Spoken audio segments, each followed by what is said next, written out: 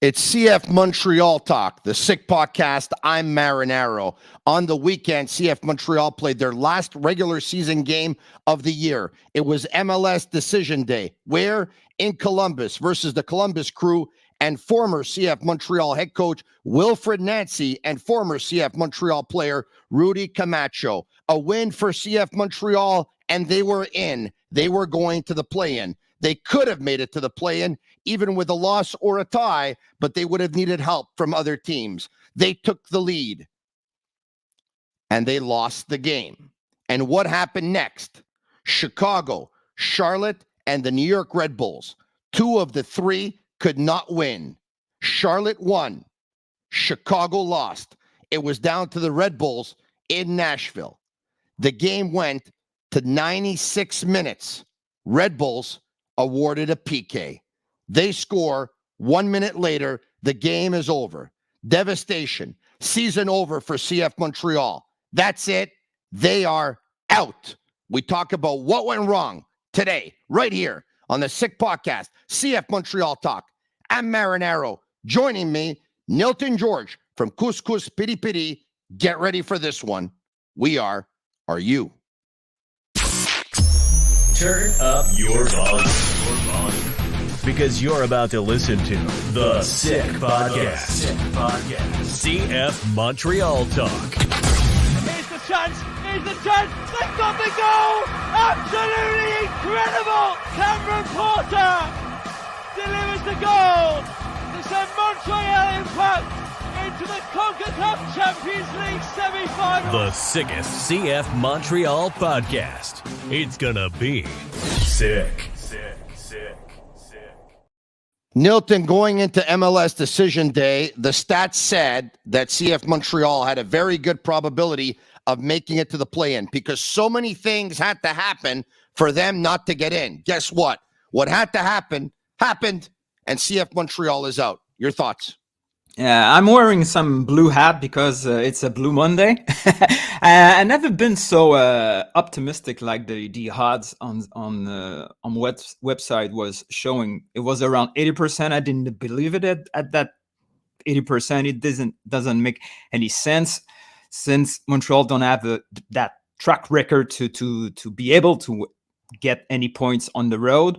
And I was a little bit disappointed the way the club reacts after the 2-1.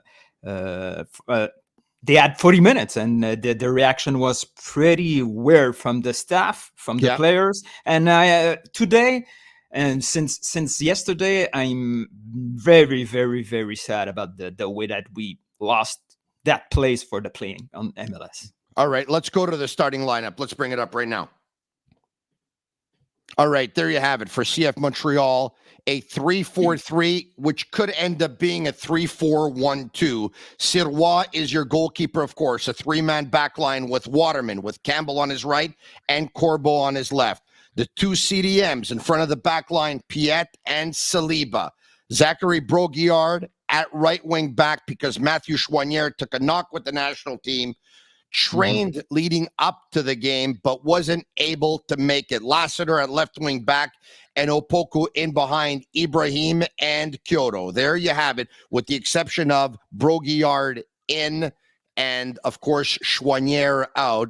A lineup resembling what you saw versus Portland at Stade Saputo. Your subs, Pantemis, Alvarez, Herrera, Wanyama, Hamdi, Duke, Jabang, Mason Toy, and Jules Anthony Vilsaint. Of course, another couple of other names that you'll see there that weren't there. Ofer and Lapalainen were both out with injuries. Ofer and Lapalainen both out with injuries. All right, okay. So now we get to the game. It's the 7-minute mark.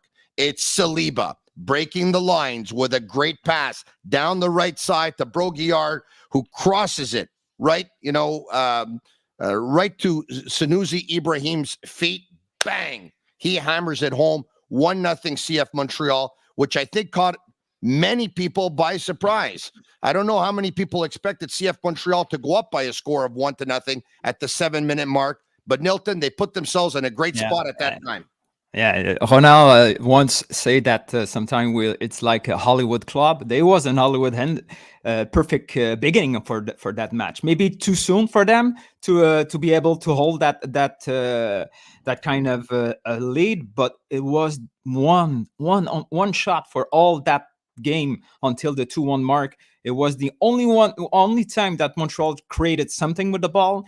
It was pretty pathetic with the possession. It was around 70 to 30 for possession, and since the first game of the year, we don't see any evolution how to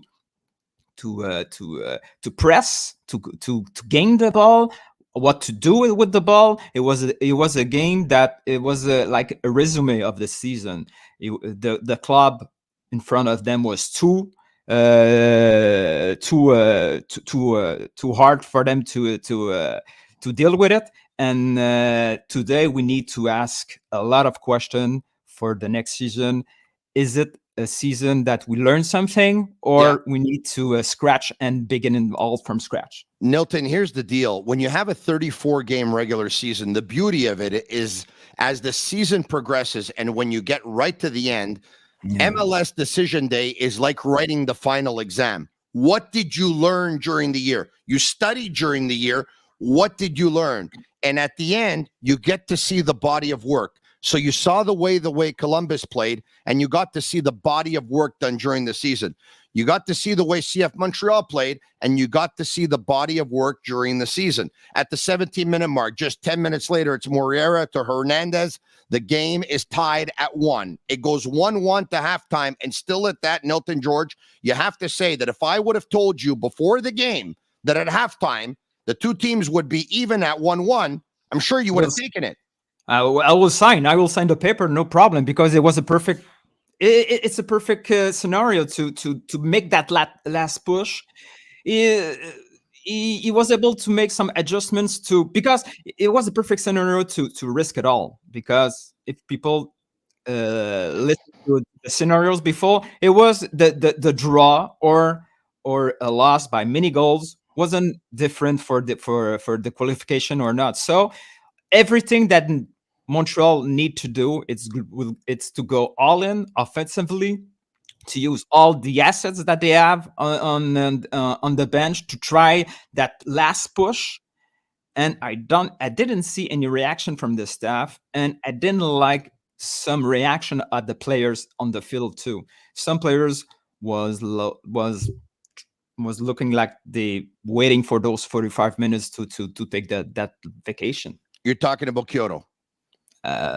Big time. I can't understand about the Kyoto reaction, because he doesn't have a contract. Why he will give so much to the team and still don't know what is going to be his destiny with that club? Does he want him to risk an injury in the last day of the season? You maybe he doesn't think that way directly, but you saw that it wasn't the same as we used to see him on the field. When he's not happy, we see him. It was more découragé, It was as the season went on and it became apparent to him that he is not going to be brought back. He checked out. It's as plain as that. There's no doubt about it. At the 50-minute mark, a 1-2 to get away from Saliba. The ball ends up on Nagbe's foot, who places it home.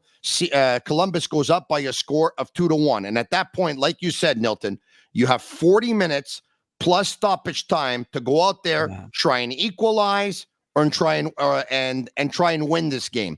So now you have 40 minutes to score 40 plus minutes to score 2 goals.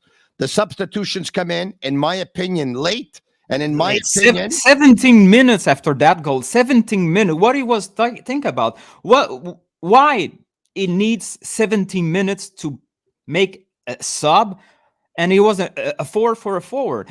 Like I tweeted yesterday, he got the week to prepare to that scenario. Of course, it's normal to think that maybe in the game I will be down by 1 goal and I will need 2 goals.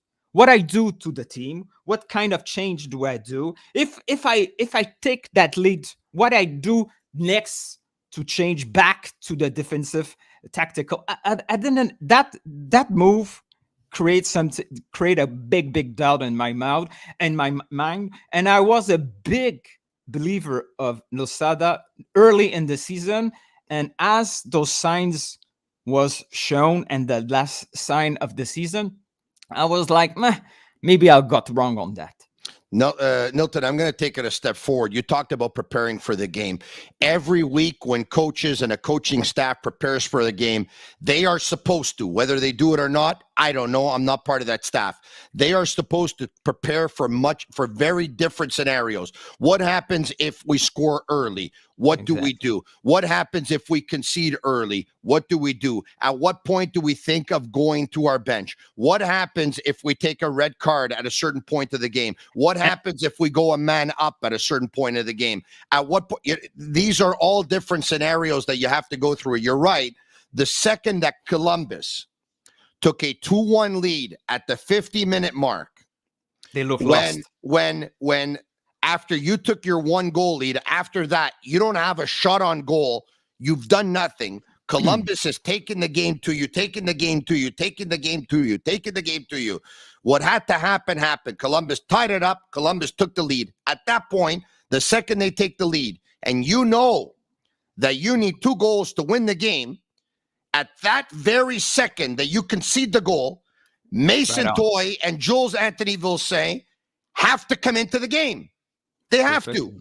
As unbalanced as your team might end up being because of bringing forwards into the game. And when I say that bringing forwards without removing forwards, because then you're just getting fresher bodies, but nothing is changing to the way you are playing the game and the way you are approaching the game. At that point, whether you lose 18-1 or you lose 2-1, chances are you are out. It doesn't matter. If you take a goal right away, it doesn't matter. You still have time. It doesn't matter. You have the tiebreaker on your side. You have everything on your side. It doesn't make any sense. Like you said, the scenarios that you prepare, the biggest managers, you know how, it's a big example. I'm not saying you need to be like Mourinho, but Mourinho, what he told when he's preparing his team, he's telling in advance to the team, look, what is going to happen. And the players, when they saw that it's happening right now on the field, they stay in control. The players look like already eliminated by 2-1. That's not normal, because at 2-1, it's normal to be back down 1 goal in front of a Columbus team that is well prepared.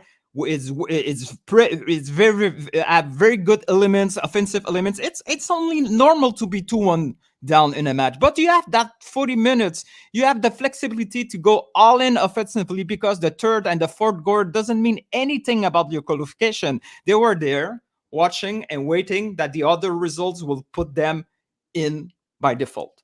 So at the 67-minute, Vilsaint came in, a forward came in, Sanusi, a forward went out. Cancels each other off. It's interesting that he took off his only player who had scored a goal, by the way.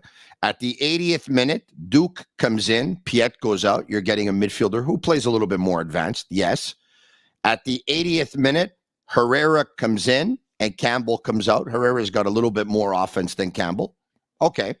And at the 86th minute, 86th, Mason Toye comes in and Lassiter comes out. 86th minute, Mason Toye comes in. Anyway, to not come in, Wanyama, Hamdi, Alvarez, and Jabang. Personally, I find it unacceptable that with your season on the line, your DP, only DP, and guy that you're paying $1.8 million doesn't play. But at the same time, I kind of understand it. This player checked out on this coach. This player checked out on this coach, and there was no way that this player was going to give this coach 100%. So I understand it. But this is why this player should have never been benched for 10 of the last 11 games. Never. You needed this player. You needed his experience. And down the stretch, he was benched for the last 5 games of the season. What is and weird in those to last me, 5, he totaled 22 minutes of play.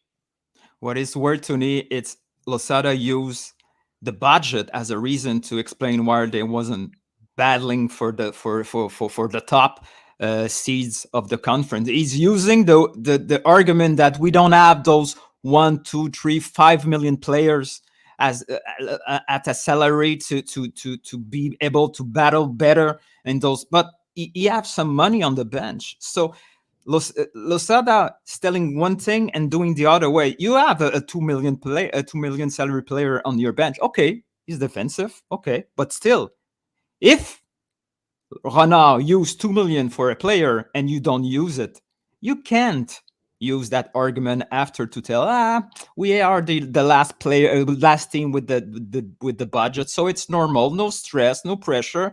I think you have some pressure because you're not using every penny of that cap to maximize your chance to make the playoffs. But yeah, in the last day it was over. It was too late to use maybe Wanyama. Yeah. It's more his fault to not be more intelligent coach, to use the mental aspect of that game and to bring all the players with him. And we had some red flags before, but we ignored them. So maybe we lost a year. Maybe we lost some investment on players, and Renard has a big week of decision coming up. All right. I think the club has some big decisions this week coming up. Not only Renard, because the quality of his work is being questioned by some of the fan base as well. All you got to do is just take a look at social media, of course. Now, the game is over. They lose by a score of 2-1.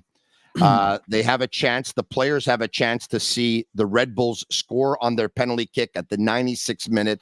The players make their way onto the field. Here's images of Coach Losada with some members of his coaching staff now watching the final minute of play in the Red Bulls at Nashville game. Let's see if we can get their reaction. Let's bring it up. Here it is.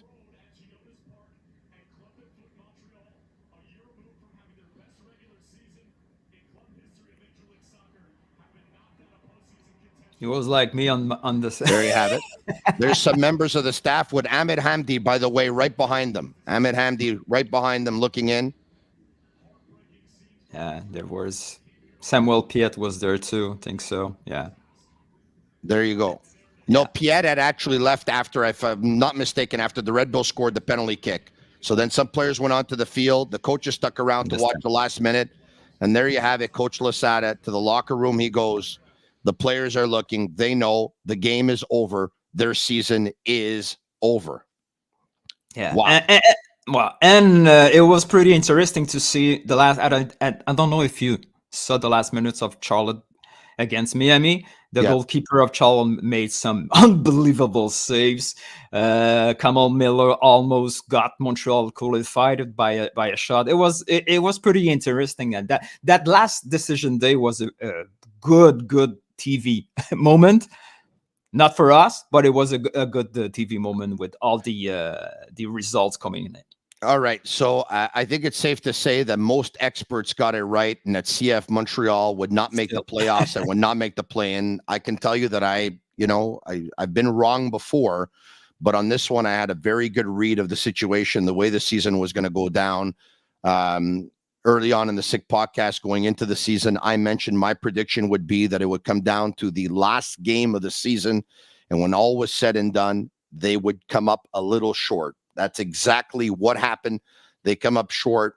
We're not journalists, but we got it right, even though we're little podcasters. It's the end of a season. We still have yet to hear from the club in terms of the year-end postmortem, but it was a disastrous season. Now, you're going to hear sugarcoating over the next couple of days. You might even hear excuses. Some may be legitimate. Some will probably be non-legitimate excuses. The fact of the matter is, on paper, if you go through everything else, this has been a very disastrous season for CF Montreal. A lot of complacency has set in. You probably had a chance to hear and see Jeremy Filosa of EMFC Radio yesterday on his podcast with Gavino Di Falco and JF Dos Santos. When asked Jeremy Filosa about, members of the media who, by the way, a certain sector of them, I should say us, have been alienated. If you're wondering why you don't see interviews on certain podcasts, it's because we've come to a point where there's picking and choosing of where those interviews are going to go. Talk good about us, you got a good chance of getting that interview. Probably not be 100% in tune with what's going on with the team, and some difficult questions are not going to be asked. You have a chance of getting that interview. Being a full-time podcaster, covering the team, knowing everything about the team from A to Z, and some tough questions are going to come about, well, chances are you are not going to get that interview. Why? Because you are negative.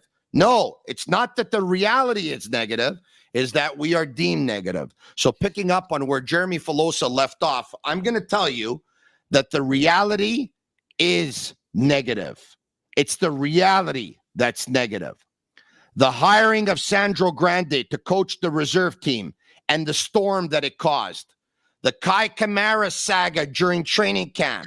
The FC Hollywood comment, traded to Chicago.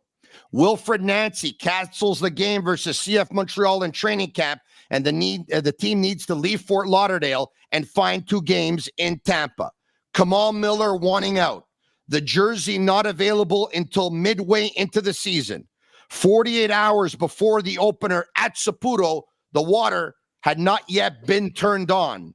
A marketing hire that didn't produce the expected results, especially around the 30-year anniversary of the club. A promo, a $20 promo. You remember this one, Nilton? Of a hot dog, a drink, and a chip at the game, which was taken down hours later because everyone knows that even at the most expensive restaurant in Montreal, on Uber Eats, you get it for $12. And if you go to Costco, you can get the same thing for $5. Olivier Renard saying that if you want to see star players, watch elsewhere. Renard saying the goal is not to win the cup, causing a stir. Next time he speaks to members of the media, he clarifies by saying that's what, he didn't mean that. What he meant is that the goal is to make the playoffs. And then once you do, then you try and go for the cup. Renard saying that Kyoto should be here and not partying around the world. This is his MVP from 1 year ago. Then tells us when Kyoto's plane is about to return and says hopefully when the plane does return that he's going to be on it. Sean Rea letting the coach know that he wasn't happy to be subbed off at the 94th minute of play after entering at the 71st. He didn't play a minute in the final 3.5 months. No contract extension for Rudy Camacho. He asked to be traded. They trade him to Columbus, who, by the way, with Camacho in the lineup, beats them twice in the 2 times that they play them. That's the difference, because in the end, they fall 2 points short of making a play-in. Wilfred Nancy telling us that CF Montreal did not allow his team to train on the grass field, and they had to train on the turf instead. Arcadio Marcuzzi leaves the club, an assistant to the media relations or communications guy. He leaves the club. About a month or 2 later, he takes to social media and says that the club doesn't spend and everyone has to do the job of 3 people. Basically, if you translate what he said in a nutshell, that's what he was saying. The collectif with a big banner or 3 big banners behind the goal, basically saying that Joey Saputo is cheap. Victor Wanyama letting the coach know that he doesn't agree with his style of play. He did not start 10 of the last 11 games. He played 1 game and started 1 game versus Cincinnati during that span. He played 83 minutes in a 1-1 tie versus the best regular season team in the league. And the other 10 of 11 that he came off the bench, he totaled 40 minutes. Wanyama's wife taking to social media and calling out the coach, Matko Miljevic, playing soccer in the QCSL, suspended for life for punching a player while watching a game, released several days later. On several occasions, Coach Losada talking about other teams and the money they spend on players. Samuel Piet, the captain of the team, calling out the coach by saying that they were not tactically prepared. The other team was, after a loss in Atlanta. His team looked lost. he wanted to ask the ref at one point to count the players because it seemed like his team were 2 men short. The VP, Sal Rivera, spends a week in Bologna, returns to Montreal. The next day, he's told he's fired. And yesterday on social media, we learned from Conte Parazis of Quebec Soccer Magazine says that they came out with a special edition outlining the 30-year anniversary of the club and kept one page for the Saputo family to comment, tried to get a hold of them on numerous occasions. He never got a reply. And here's the kicker. You ready? 15 hours after the team's season is over, CF Montreal's season is over. A team that went 1 win, 5 losses, and 3 draws in their last 9 games. Team owner Joey Saputo is at field level in Bologna after a game between Bologna and Frosinone, and at Master Control, bring up the video that has made waves on social media. Here he is. I rub your head. I smile. I hug you. I probably even kiss you. There you have it. Nilton, somebody said to me yesterday, what do you expect him to do? Cry? And I said, you want to know what I expect him to do? Number 1, he should have been in Columbus. He should have been in Columbus with his team, with the staff, with the sporting director, with the president. He should have been in Columbus. It was MLS decision day. You win and you make the play-in. Game 34 of a 34-game season. The final day of the regular season. You win and you're in. He should have been in Columbus and not in Bologna to celebrate a win after game 9 of a 38-game season. And by the way, if you're not going to be in Columbus because for whatever reason your private jet is out of gas and you can't find any gas, then you know what you do? You give your player the kiss, the hug, and you rub his head inside a closed locker room. Right. That's what you do. Hey, Tony, if you were nearby myself, I don't know if you know if you have some Portuguese friends, I will give you some aguardente to calm you down. But that whole list, it's so many times that prove that sometimes, even if it's a 30-year history of the club, they don't learn from the previous mistakes. They always think that we are the enemies. They don't see us as allies. Sometimes maybe it's true. Sometimes they tell that you're talking about something that you don't know all the story. Guess what, man? Give me a call. Write to me. Maybe not to me, to other. Let me ask you a question. Let me ask you a question. Why is there always a story? There's something you don't know about the story. But why is there always a story? Why is there always friction within the club? And by the way, the reason why we have as many scoops as we do, and I know I do, is because you get scoops when people are not satisfied. You get scoops when people are not happy. And you know what? You know what? I want to tell you stuff so that you can put it out there so that you can rock the boat a little bit.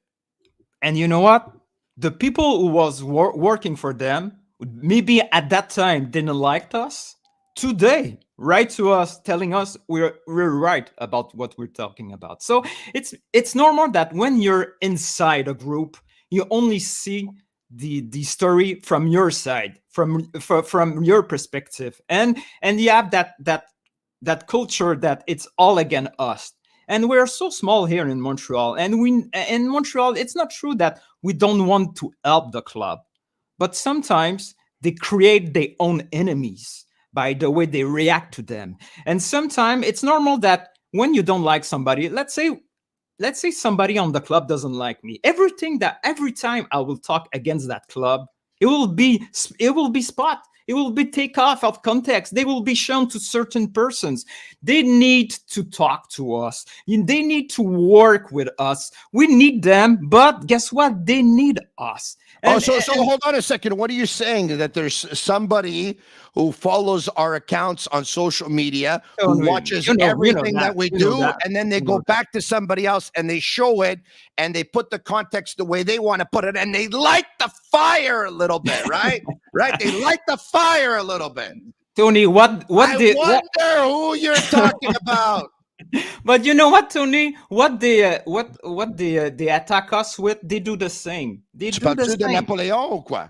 I don't know. I don't know. Anyway, no. But anyway, the problem is we need to talk. That's the biggest problem. We need to get together and to talk, because that club, if they go on and that way, it's going to be the same story. It was the same story 10 years ago. And it still is the story like this. And I understand it's hard to work with Joey Saburto. I know he's not that emotional, stable. He's an intelligent guy. How can he be so naive to go on the field, get film, and think that Montreal won't take that and kill because he doesn't care what you think. He doesn't care. But he needs us. He doesn't care. He might be rich. He might be rich, but he needs to sell those tickets. But the value of the club is going up exponentially. And guess what? At $25 a ticket, you're always going to have 19,000 fans show up. The fans are showing up, even though showing up, even though after everything that's happened, the fans are showing up, even though they have $9 million in salary. Yeah, but Tony, and covered a couple of million. But Tony, those clubs that making big money doesn't make money with the sales tickets. They make money with everything else, and it's based on reputation. If they don't have that kind of reputation, it's not because you change your logo, you change your name. It's still the same house. It's still the same guys. You believe they're losing money? Why Joey? Why Gabriel Gervais? Why all those guys will lie about it? Why? What is the purpose of it? What are they going to tell you? We're making 15 million? Is that what you want to tell? Because if they tell you they're making money, then you expect them to spend money. Because you expect them to spend money. You expect them to spend money even though we're told that they're losing money. But here's the deal. We need to stop, okay? I don't know how many families are richer than the ownership group of CF Montreal in the world. I'd be willing to bet there aren't thousands. Okay? They're on 12. They're on 1 maybe. Okay, I would be willing. I'm talking about in the world. Okay, I don't spend time on these websites, but I would imagine I don't know. There aren't 500. I don't know. Okay, put it this way: money is not a problem. I don't want to hear talking about money. I don't want to hear talking about losing money anymore. Money's not a problem. Do you understand? Money's not a problem. It's not a problem. Okay. There's planes, trains, jets, and automobiles here. Money's not a problem. Okay. All right. They have it. So when I'm going to hear this from the club, they have to stop saying this. They have to stop. They lose this much. They lose that much. Even if it's true, it's a tax write-off. Money's not a problem. We have to stop. I'm very upset. I'm very frustrated, not because I don't get any interviews. If I would get them, great. If I don't get them, the show will go on. Don't worry about it. I have enough information coming at me every day that I'm not going to learn anything really from an interview anyway. I'm upset because based on everything I'm hearing, based on everything I'm seeing, based on talking to people who are at the club, based on hearing from what we've heard from people who are no longer at the club, this is going nowhere fast. And if you were a betting man, it really looks like this team is going to be sold and moved one day. I'm not. This is what it looks like. But you're going to have people come out and they're going to tell you it's not true. I know a lot of people are wondering who in Quebec will buy the team. I don't know if these people. I don't know if these people, Nilton. Let me just finish with this. Are incredibly naive and don't understand something. If this happens, it's not going to be selling to someone else in Quebec to keep the team here. If this happens, what's going to happen is expansion is going to be over in MLS. They're going to sell to a city in the MLS and an ownership group that doesn't have a team that wants to bring it to the MLS. It's being moved and it's over. This is what everything is pointing to. Based on what we're hearing, based on what we're seeing, based on the complete detachment that the owner or the ownership group was not there for the Canadian Championship game, was not there for the final game at home, was not there for the game on decision day, did not spend money. But that way of doing things exists on elsewhere.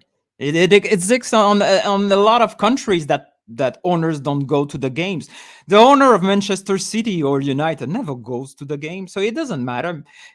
But let me take a step back.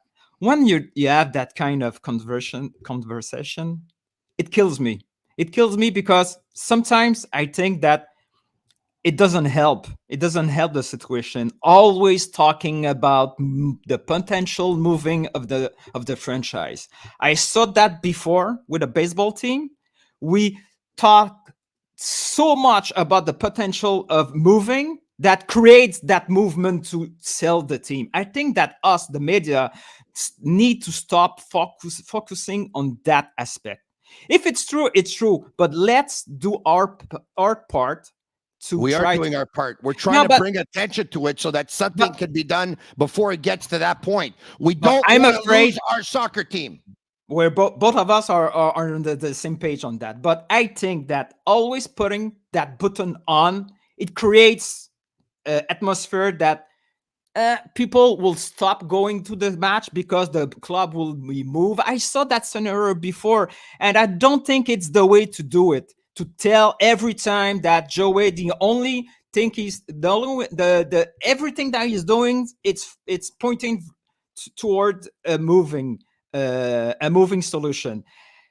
I'm not sure. It's maybe you got some information that I don't have, but I still believe that that's not the case. He's just taking a step back from Montreal, from Quebec. The family got some bad press coverage, not on the sports aspect, but the family, the business aspect of it.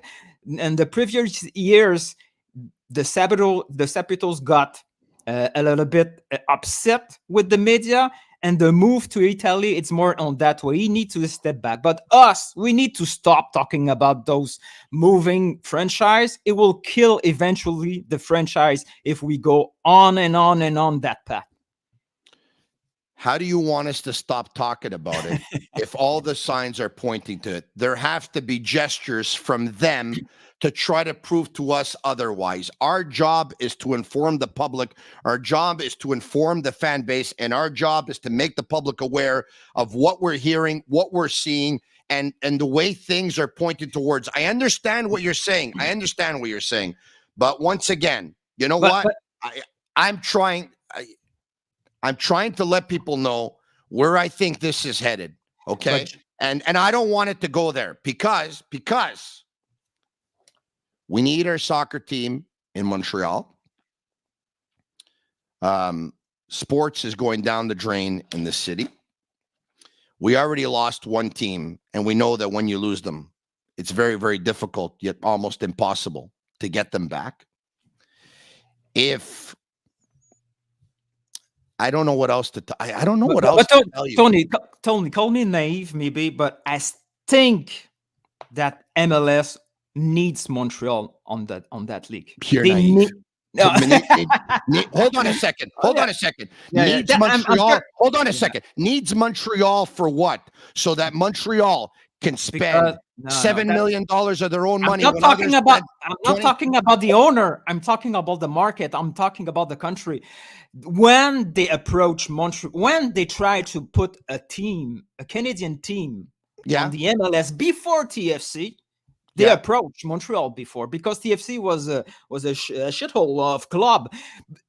MLS and Garber won those Canadian markets on the league. It's important for the MLS. So let's say that Joey, the evil plan is to sell that franchise. I'm pretty sure that some owner, even it's not a Quebecer or a Canadian, I'm pretty sure that the owner can make it a success in Montreal with that franchise. By the way, it would be a great business move if he did. He bought it at $40 million. Back in early February, it was already evaluated at $375 million by Forbes. You would think after Messi entering the league, the team is already evaluated right now at around $400 million. And within 4 or 5 years, chances are the evaluation of the team is probably going to be double that 400. It might even be 800. So if you bought at 40 and you're selling at 800, you obviously made a great business transaction. But once again, who will pay the price? The fan. Sports in this city. That's who'll pay Now, does Garber want a team in Montreal? Yeah, Garber wants a team in Montreal, with Montreal having a training facility on par with all the new training facilities that are opening up, with Montreal having a stadium on par with all the stadiums that are being built and renovated in the United States of America, with Montreal spending at least in the average of every team in the MLS, with Montreal having some DP players, with Montreal having an attendance that is within the average of the league.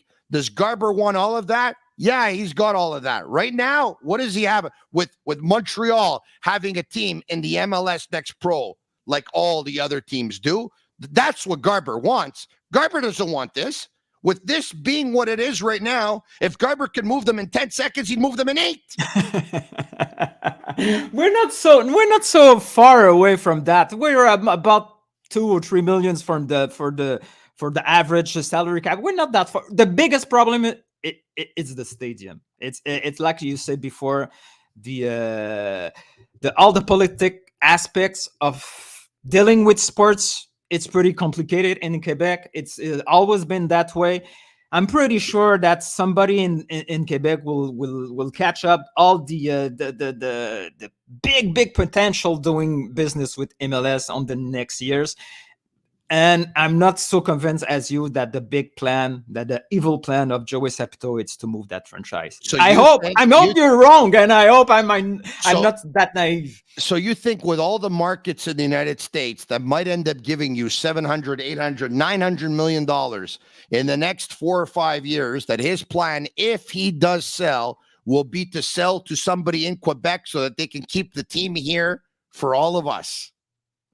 I saw your smile. You told me to call you naive, my friend. You are naive with a capital N, capital A, capital I, capital V, and capital B. Please let me be. All right. Okay. So now, once again, in ending, listen to your fans. If there's still an ounce of care level, listen to your fans. This is not Tony Marinaro. It's not Nilton Jorge. It's not Jeremy Filosa. It's not Gavino Di Falco. It's not Sofiane Benzaza. It's not any of us doing podcasting. It's not your biggest critic. This is your fans. Listen to your fans. This is what they've had to say since you lost the final game in Columbus. And it all came apart, and your season is over. Watch this. This team is cheap in acquiring talent. Montreal was once the city of champions. We're now a welfare state. CF Dollarama, you get what you pay for, cheap bums. Here's another one. I've lost all passion with FC. I'm a Homer fan and support all Montreal clubs, but I can't get behind a club that shows no interest in getting better. They brought in stars past their prime for a while to excite me, but now nothing. Very sad for me. Others. Prendre des jeunes, les monter et les vendre, c'est plaisant pour les fans, organisations de broche à foin. I just smashed my TV in front of my 27 guests. This team has ruined my life and marriage. I can't handle this anymore. Goodbye, Montreal. I am no longer a fan. Bye-bye, Losada, says someone else. Bye, Piet. Merci pour tes services, Kyoto. Look at the other one. Toute l'équipe est échangée, sauf Sirois et Choignard. Si Saputo décide de ne pas investir, I'm out. We wouldn't have done anything in the playoffs anyway. Just an L season overall. Montreal, F you. I don't even want to say it. This is what you get for benching Wanyama all season. Club de merde. On veut des résultats, mais on n'investit pas. Faudrait joindre la Ligue canadienne. I'm glad we're out. Joke of a season. Invest in the effing club. Ceux qui disent le Sada out, n'oubliez pas qu'il a la pire équipe de la Ligue. Surtout avec Saliba comme joueur. Embarrassing season, embarrassing play style. Saputo out. Losada out. Bro, what a way to lose playoffs. Embarrassing. Horrible. Je ne sais même pas quoi dire. Plus d'échecs que de faits saillants en MLS depuis 2012. Controlled, Alt, Delete. Saison déprimante. Losada out. Another coach out. Yeah, like that's the answer. Vendez Saliba plus vite possible. Je m'en fous, Saputo.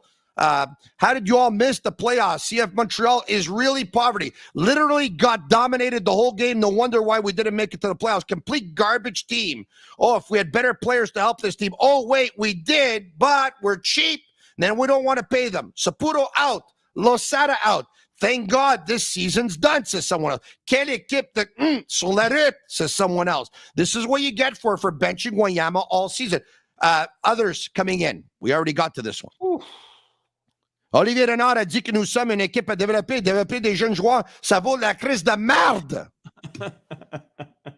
Wow, man. These are your fans. I can't believe the team let the playoff chances slip away in the 17th minute of the final regular season game. Pathetic. Allez vous faire benching your best player, Wanyama, then you expect miracle. Eat some humble pie. Thank God we didn't make the playoffs. Ça a démasqué la saison de merde qu'on a vraiment eue. Le CF Montréal ne mérite même pas de faire partie de la MLS, says someone else. Oh, God. Virer le coach, changer tout. Le Sada A, pas grave si on ne fait pas les séries. Quelle mentalité de merde. Shite club. C'est-tu la marque finale pour le Sada ici? Playing for the loss, that was the strategy. It was executed to perfection. Saputo out. See you next year, bande. Aucune envie sur le terrain. Très peu d'agressivité. Tactique lunaire, placement hasardeux. Saputo out, says someone else. Est-ce que Saputo a fini avec nous ou on doit encore l'endurer? This coach isn't the reason why they didn't get to the playoffs. Let's all laugh at Montreal. Saputo out again. Can we get an owner who actually spends money on his team? Losada benching Wanyama for more than half the season. Saputo va être content. Waterman a bien joué, donc on va pouvoir le vendre. Vous n'avez aucun respect pour vos partisans. Thank you, Joey, for not caring. Bad decisions from the owners, poor coaching staff, majority of players without compromise for the jersey. Maudit que je m'ennuie de l'Impact. Shame on you, c'est someone else. Pire équipe montréalaise. Vendez ce torchon de stade. Lorsque tu ne fais pas le tour pour être le premier, le devenir ou le rester, tu ne restes pas longtemps deuxième et tu tombes vite dernier avec la philosophie du club. Comment veux-tu former des champions et aspirer aux grands honneurs? Les matchs à Montréal seront dorénavant pour se divertir. Point. Fini les championnats, les copes et penser que nous serons meilleurs. Club de ranceurs. Le coach out. Belle descente en fin de saison. Sérieux. Aucune envie sur le terrain. Très peu d'agressivité. Tactique lunaire. Placement hasardeux. We brought that one up before. Another one. Équipe de second niveau. Il ne fallait pas s'attendre à faire les séries avec les performances depuis septembre. La saison prochaine, goalkeeper OK, défense médium, milieu ouch, pas de niveau, attaquant faible. Mais quelle attitude en fin de match, tellement décevant. On joue de l'arrière et on remet le ballon à l'adversaire quand on est censé se défoncer comme jamais. Il y a quelques années, tu manques de support des amateurs alors que ce que tu n'es pas le cas. Il fait quoi? Il n'investit pas dans l'équipe pour donner des chances de s'améliorer. Au contraire, il se débarrasse des joueurs pour remplir les coffres. Thank you, Joey Saputo, for causing us to lose a great coach after last year. Fire the coach and find a new owner or have the owner find a co-owner or two that will invest in the club. Saputo investit, that's it. 1 victoire dans les 9 derniers matchs, c'est déjà beau. Quand tu ne veux pas investir dans des joueurs qui ont de l'allure, c'est ce qui se passe. On est cheap, on croit pouvoir gagner avec des joueurs qu'on a. Il faut vraiment un grand ménage dans ce club de tout est pourri. Médiocrité, année après année. C'est le moment de sortir votre chéquier, M. Saputo, pour la saison prochaine. Club sans ambition, c'est ça que ça donne. Il n'y a aucun mérite de faire les playoffs. Ça vous servira de leçon de vendre des super joueurs comme Camacho. Le karma frappe fort. Garbage team, garbage owner. Vraie équipe de chèvres, le karma, de se faire sortir par Nancy. Très décevant, équipe ordinaire, résultat médiocre. Ah, le temps de Drogba nous manque. Saputo va aller se battre avec l'Osada. Saputo ne méritait pas un scène de match de série. Bien fait, l'Osada out nul. You know what? We have more. Saputo's a horrible owner. He's a wannabe. He's done nothing to improve Montreal's club. Sell and get out in MLS since 2012. Poor attendance. No visibility in the city. Crap TV coverage. Need a new owner. Who cares? Let's end it here. I don't even want to read anymore, even though there are hundreds and hundreds on our platform, social media platforms, Facebook, Twitter, Instagram, on their accounts, everywhere. People are livid. So now, once again, CF Montreal, once again, I ask you, is it some that are negative or is the reality negative? I think if you ask the fans will tell you the reality is negative. And guess what? Your fans are always right. Don't ever forget that. For Nilton Jorge, you want to say something in ending because I talked for the last 7 minutes?